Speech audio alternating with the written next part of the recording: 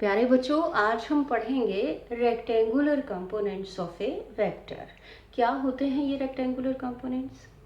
When a vector is separated into component vectors which are at right angles to each other, then these component vectors are called rectangular components of a vector.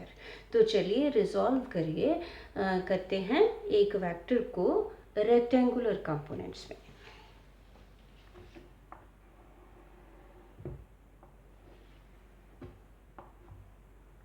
Origin ये x axis और ये Y axis. ये हम एक vector ले लेते हैं OP vector equal to A vector.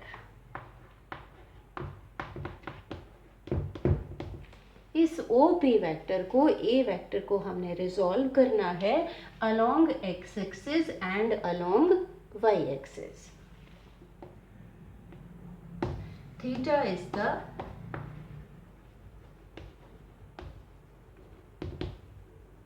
angle between A vector and x axis।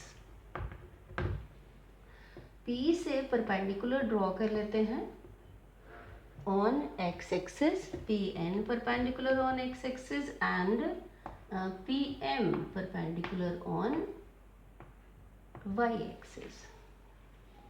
अब इनको डायरेक्शन दे देते हैं ON वेक्टर और OM वेक्टर। रिकॉल करिए पैरेललोग्राम लॉ ऑफ वेक्टर्स।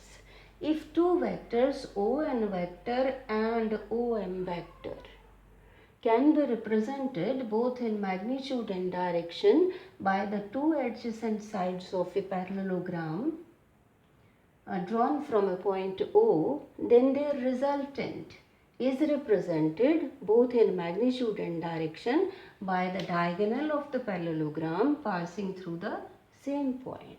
तो पैरेललोग्राम लॉ लगा करके हम यहाँ लिख सकते हैं OP vector is equal to ON vector plus OM vector. तो ये हो गए दो कंपोनेंट्स। A वेक्टर के कंपोनेंट्स कौन कौन से हो गए? ON वेक्टर और OM वेक्टर। इनकी वैल्यूज हमने निकालनी है। इसको कह देते हैं AX वेक्टर। AX क्योंकि ये X डायरेक्शन में है, A इसलिए कि ये A का कंपोनेंट है। इसी तरह से इसको AY लिख देते हैं। OP को हम A वेक्टर लिखते हैं, ON को AX वेक्टर प्लस ON को AX वेक्टर और OM को AY वेक्टर। दूसरे तरीके से मैग्नीट्यूड अलग लिख लेते हैं, डायरेक्शन दे देते हैं यूनिट वेक्टर से। I cap is a unit vector along x axis, आप जानते हैं, प्लस AY मैग्नीट्यूड अलग से लिख लिया और डायरेक्शन दे दी J कैप से। J cap is a unit vector along Y axis. और अगर ये पॉइंट भी स्पेस में लेते हम, तब एक और कंपोनेंट ऐड हो जाता AZ वेक्टर। तब हम लिखते plus AZ into K cap. K cap is unit vector along Z axis. तो इस तरीके से लिख सकते हैं। इसका magnitude OP square is equal to ON square plus ON square plus PN square, इस ट्राइंगल में पाइथागोरस थ्योरम। और A square is equal to ON किसके बराबर? AX इसका स्क्वायर प्लस PN को लिख लेंगे OM या AY। तो A इसके साथ आ जाएगा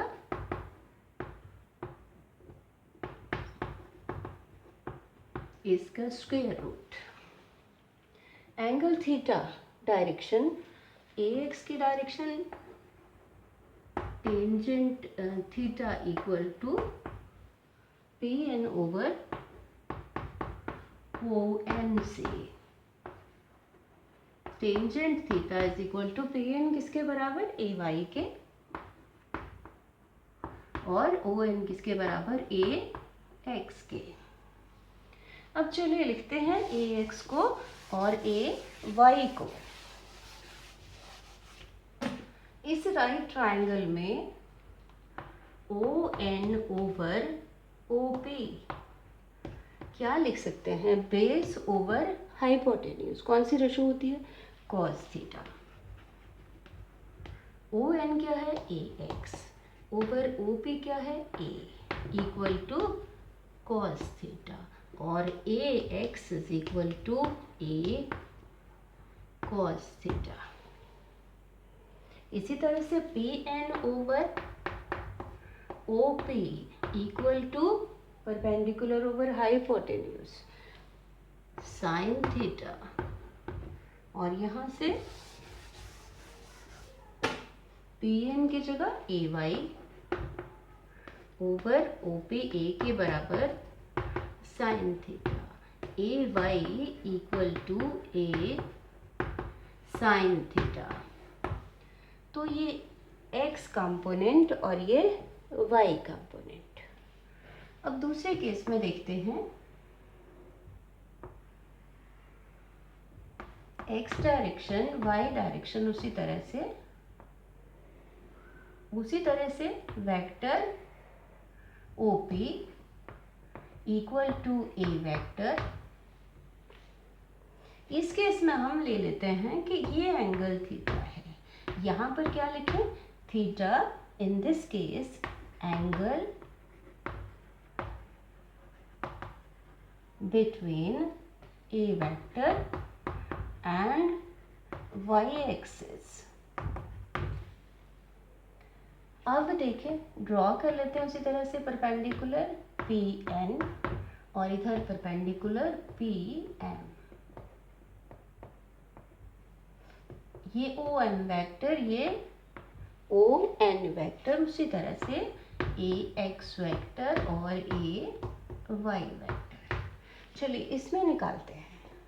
यही triangle O N over O P is equal to, ये एंगल हमें चाहिए होगा, ये कितना होगा, 90 माइनस थीटा। तो इसको लिख लेंगे base over hypotenuse is equal to cosine 90 minus theta. वहां पर था थीटा, यहाँ ये एंगल 90 माइनस थीटा। तो O N A x over O P is A vector, cos 90 minus theta होता है साइन थीटा। यहाँ से A x is equal to A sine theta. चलिए P N over O P is equal to which ratio, perpendicular over hypotenuse sine, angle कौन सा है, 90 minus theta. तो ये आ जाएगा पी एन बराबर ए वाई, ओ पी बराबर A sine 90 minus theta is equal to cos theta, A y is equal to A cos theta. जरा इन सबको देखिए, ए एक्स यहाँ आ रहा है ए कॉस थीटा और यहाँ आ रहा है ए साइन थीटा। ए वाई यहाँ आ रहा है ए साइन थीटा और यहाँ ए कॉस थीटा। कैसे याद रखेंगे? चलिए मैं आपको एक तरीका बता देती हूँ याद रखने का कि कैसे लिखेंगे हम कंपोनेंट्स। कंपोनेंट, किन कंपोनेंट्स की बात हो रही है? रेक्टेंगुलर कंपोनेंट्स की।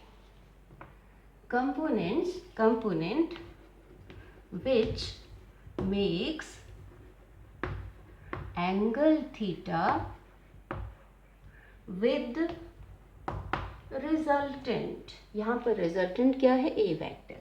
With resultant A vector is written as equal to magnitude of the resultant into cosine theta. दूसरा कंपोनेंट, अदर कंपोनेंट, दूसरा कंपोनेंट कौन सा? Perpendicular to A cos theta, इसको लिखते हैं equal to A magnitude of resultant into sine theta. जरा check कर लें, ए एक्स कंपोनेंट यहाँ एंगल थीटा बना रहा है, तो A x is equal to A into cos theta. इधर देखिए ए वाई कंपोनेंट बना रहा है एंगल थीटा ए के साथ, तो ये क्या लिखा गया, ए इंटू कॉस थीटा। तो दूसरे वाले कंपोनेंट को लिख लेंगे ए साइन थीटा। चलिए एग्जाम्पल देखते हैं। मान लीजिए कि ये है वेलोसिटी वेक्टर, इसका ये कंपोनेंट, ये एंगल थीटा, तो इसको क्या लिखेंगे, v इंटू कोसाइन थीटा, और इसके ऊपर परपेंडिकुलर ड्रॉ करिए, ये component perpendicular to v cos theta, ये क्या लिखेंगे, v sin थीटा। करेक्ट। एक और एग्जांपल लेते हैं।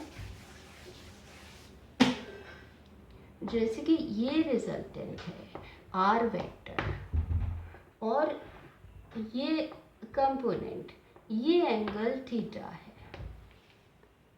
एक बात तो ज़रूर है कि रिजल्टेंट बीच में रहता है और कंपोनेंट्स उसके आसपास। किस तरह से, इस तरह से कि कंपोनेंट्स जो हैं वो परपेंडिकुलर होते हैं एक दूसरे पे।